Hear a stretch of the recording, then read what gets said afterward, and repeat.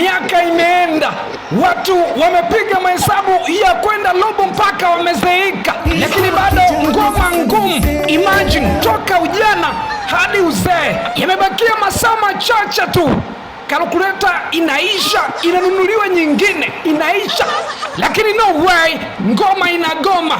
Kazeeka kwa mahesabu ya kwenda robo hadi kutembea anachechemea. Tazama hapo, njia na suluhisho ni moja tu, kumtafuta mwalimu bora wa hesabu Tanzania. Huyu hapo mwalimu bora wa hesabu Tanzania, amechukua tuzo ya mwana mahesabu bora duniani. Wacha tuone hesabu ya kwenda robo ataiweza. Pai ara kipewa cha pili, mfunge matatu alafu kule